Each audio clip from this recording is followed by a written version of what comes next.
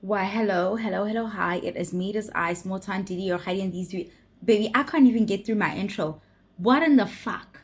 You're Heidi on this here very internet. Hello, yella. Akastrach, I am back. Please do like, share, comment, and subscribe. Let your people know there's a person to gossip with on the internet. Truly, tell them that. We're gossiping over there. Come gossip. Yella. I'm not even feeling well. I'm actually like struggling to finish Made Lemon, but I don't got medical aid, so I can't struggle to do such things. I must do it. It doesn't even taste like disgusting, so I don't know what my issue is today. Still very hot. But I'm afraid if this takes me, but it won't really strong. If whatever I'm feeling takes me, I should get this video out to you guys. I recorded my reviews of The Real Housewives of Durban, episode 1 and 2. I know I'm late. Yeah, come on now. But the issue is that I used a camera to do that. And now the device I usually use to process that thing is like, no.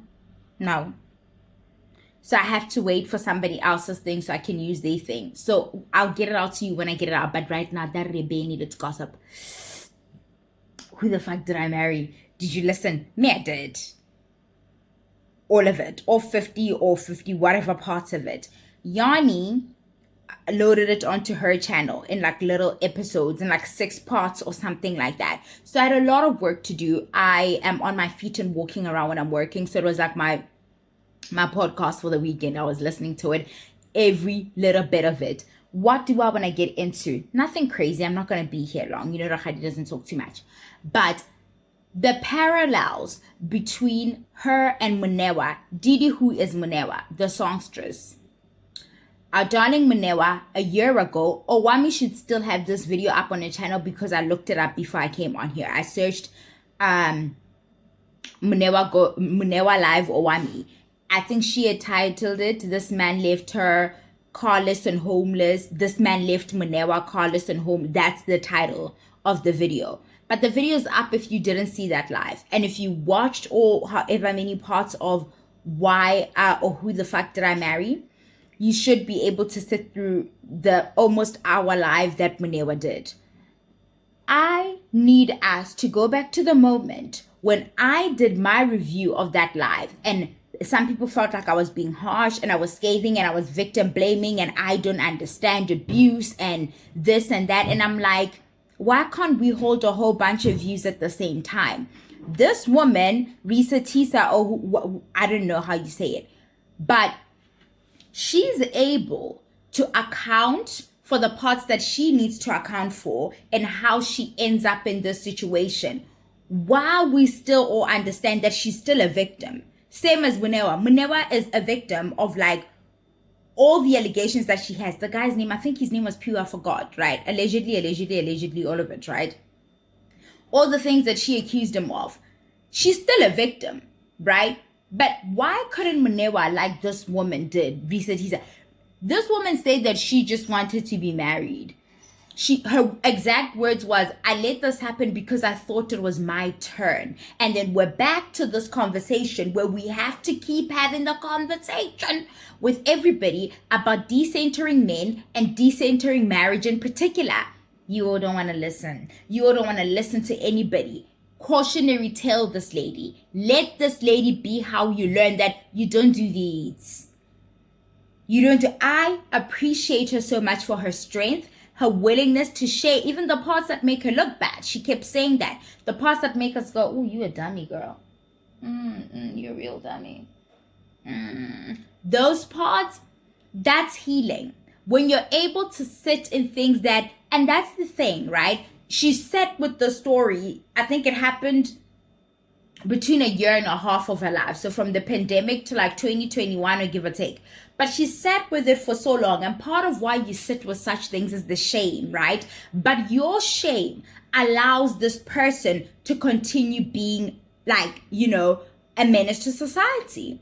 Your shame is also why other women can't sit and try to look at themselves and be like, am I worshiping marriage? Do I even know what it is? Am I willing to do anything for this thing? Am I sacrificing myself?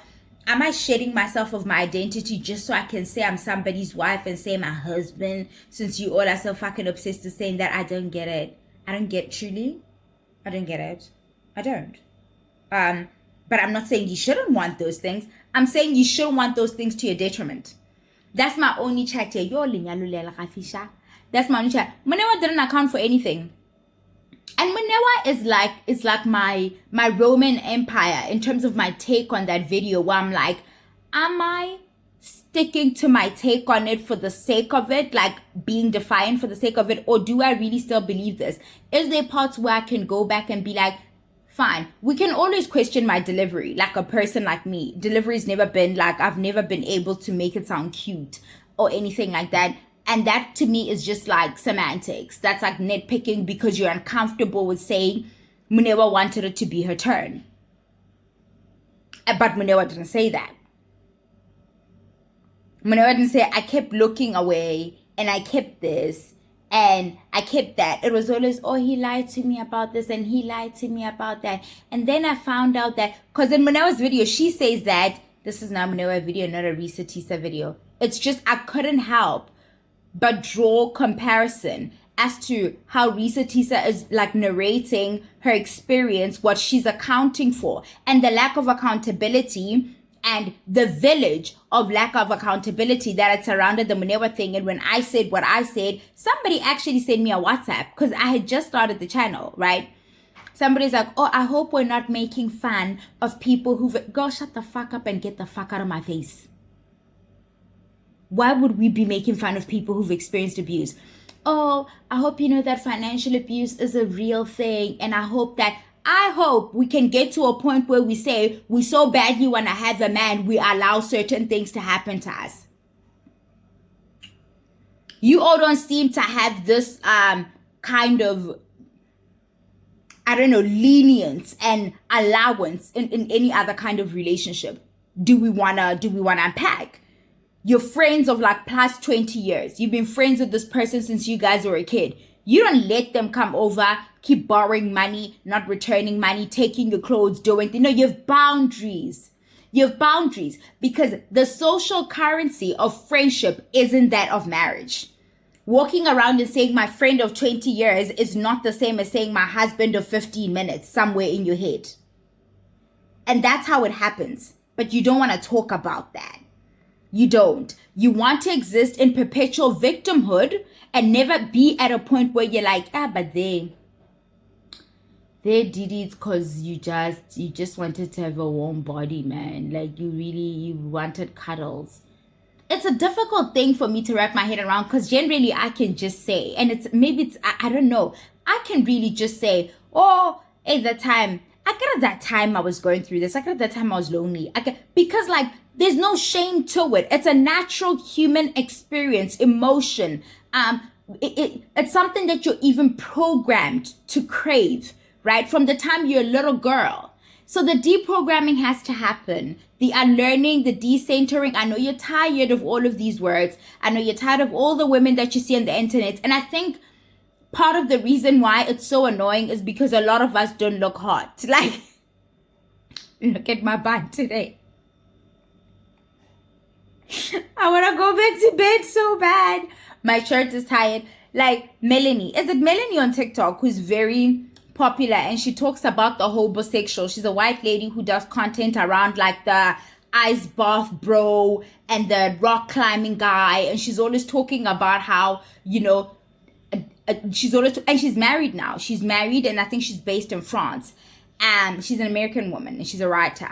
And she's recently started doing like this kind of content, video content and stuff. And a lot of her content is around decentering men. You look at a man, she's so comfortable in herself, right? She's like not a stitch of makeup on. Because we're not the picture, we're not this polished thing, back to everybody wanting you to show up on camera looking your best. You guys want to be dismissive of our messaging. Right? And then the gurus, right? The Kevin Samuel Juniors, the women who are always telling you how to bend yourself out of shape and do all manner of things, contort yourself, do all kinds of things in order to get a man. They always come up a little bit more, show up. The relationship coaches, the gurus, the people giving you advice, the people telling you you're fat and ugly and that's why nobody fucking wants you. Those are the people that are training you to accept the kind of lies that Legion gave to Risa Tisa. That's what she was calling him. This man lied. You guys, if you haven't watched, some people have tried to do summaries on TikTok. Just search who the fuck did I marry. This man lied from her from day one, about his job, everything. I mean, we are dealing with like what sounds like a pathological lie, and that's what she says. I know people like that who lie for no reason. Absolutely no reason. I know twins who lie. If you live in my township, you chuckled. You chuckled because you know them too. And we talk about how, what do we do about liars? Because apparently confronting them doesn't help. They just move away from you. I generally remove people who lie from my life, or the older I get, the less energy. I'm a confrontational person, right? Not in a let's fight way, but in a no, but that's a lie. That what you just said right there. I'm that person where I can't look past it. It's too much for me. It's just too cringe, and I don't. Why must I experience cringe because you want to be a liar? I understand that like it's brought about by a lot of things, and one of them might be trauma. I'm not saying I'm a specialist in this area. I have looked up in the past because I've been trying to figure out why people make up the lies they make up. I've had somebody make up lies to try and make me and one of my homegirls fight. Just make up a lie.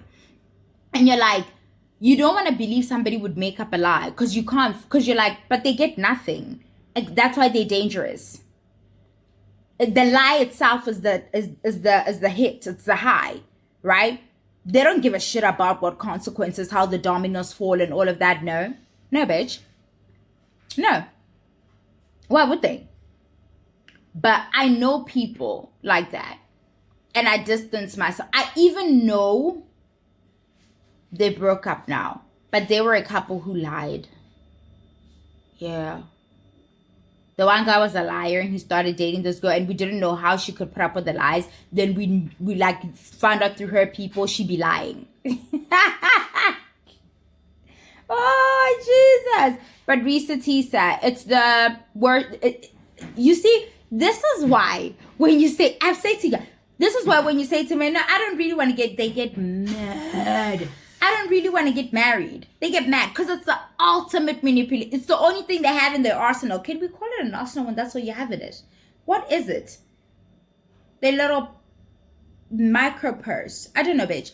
But like, whatever. That's what they have in there. That's it. That's the bazooka. It's like, that is it.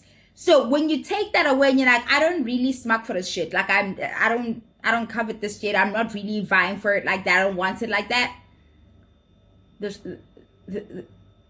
is them literally not understanding what you mean, because they were told this is the one thing we want, like with all of our might and with all of our power, and clearly she got us. And she knew he was lying. Risa Tisa says that there were times where she was pregnant at this time. Trigger warning, the pregnancy was not viable. And she's like, she found out he had lied about something, and this was before she even marries him. She had found out he's lying about something, and she was pregnant, and she's like, the house. The house he kept taking her. Yo, guys, this man. He kept taking her to viewings, like to view houses and stuff, and he kept saying, and putting in cash offers on purchasing these homes, taking her to dealerships, to test drive cars that he knew he was never gonna buy. I'm laughing, but he's sinister. What in the sinister shit is going on?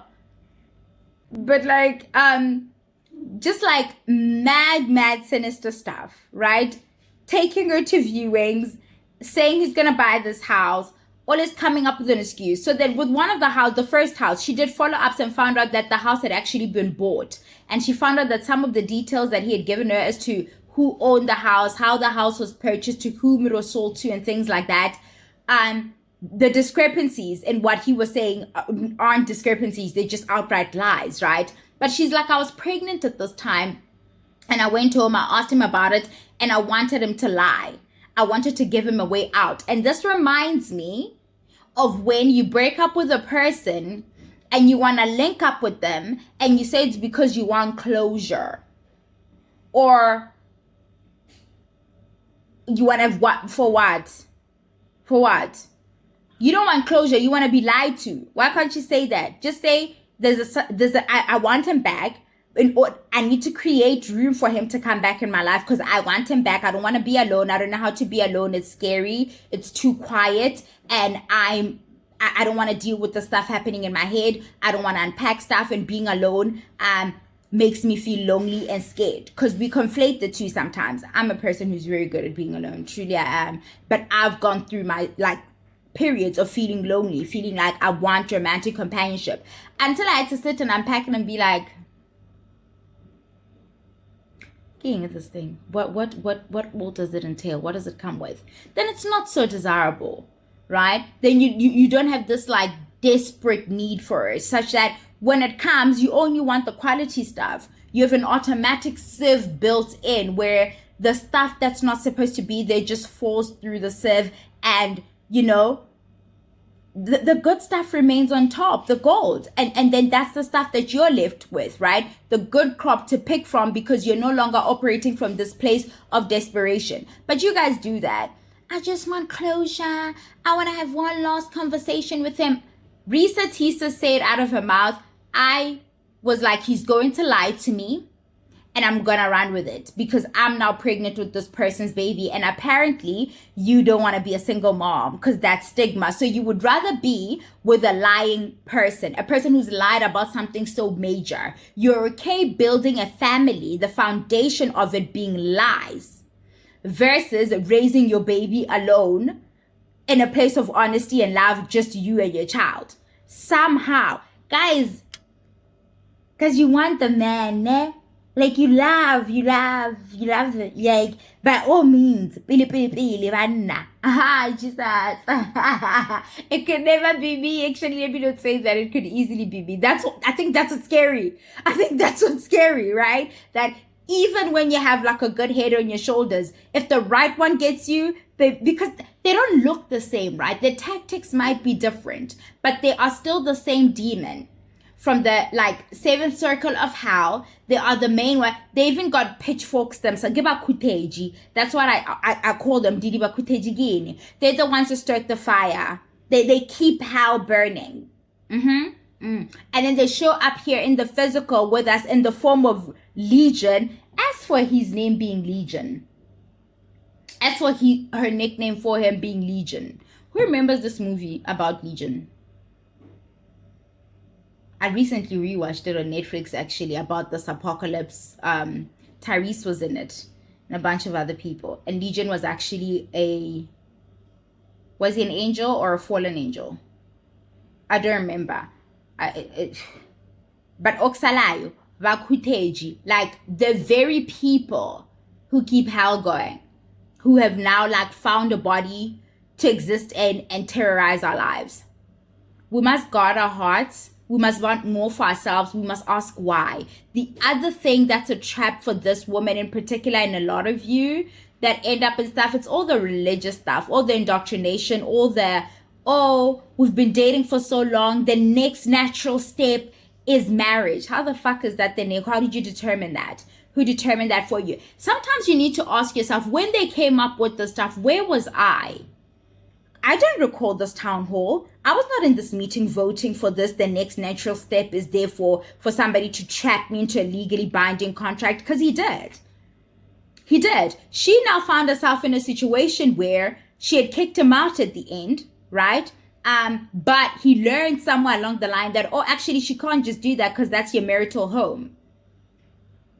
That had been her place for years and years, and he moved in with her at some point and was apparently paying all the household bills. That's the other thing.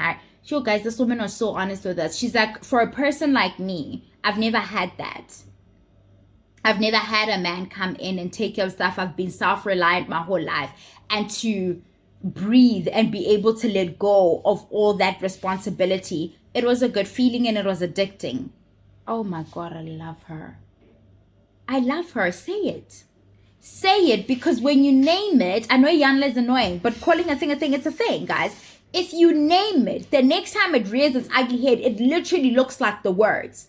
And you experience no shame around it, and it makes it easy to reject it. I am telling you, it's things that literally, if I just say, oh, when I was lonely, I was doing this and that, the next time I want to participate in the same kind of behavior, it dawns on me, like it hits me even in the face that, oh, these are your feelings. This is the feeling you're trying to get away from. You are trying to run a loneliness, envy. You're a little jealous. You're a little sad that you're left behind, right? You are failing to show up for this thing because you feel like an imposter, because you feel like an underachiever, and now you feel like you can't accept an invitation to sit at this table because you don't feel you could contribute anything useful. What's that about? Do we want to talk about it? Do we want to work through it? You know, it's very powerful, because if you don't make those feelings, don't make that moment your entire, you're not that. That's not your character. That is just part of the human experience. You're experiencing this thing right now. No, Didi, you're not a bad person that you're envious. No, Didi, you're not a bad person that you feel like, why is it not my turn? No, whomever, you don't feel ashamed about wanting to have a husband and a child. Feel no shame around that. Want it. By all means, want it if you feel it's something that's going to make you feel happy, right? Or make you feel like you are in your purpose. For some of you, really feel like motherhood is your purpose. I can't relate, but I'm not going to judge on it either. Just name it. Name it, and then start saying, but what does this thing look like for me? What does success look like for me? And when I start to unpack what it looks like, I realize that the social media that I'm scrolling through that's making me feel green with like really envy and feeling like, but why don't I have that thing? Then I realize I don't even want that fucking thing. I want my own very particular Didi thing. That's not, and then automatically, then I just know how to be happy for the next person, because my idea of marriage, right? If I am Risa Tiza, if she had sat long enough with the idea of marriage, she would have realized it actually doesn't even look like what she's allowing to happen to her. Can you tell me why everybody is yelling?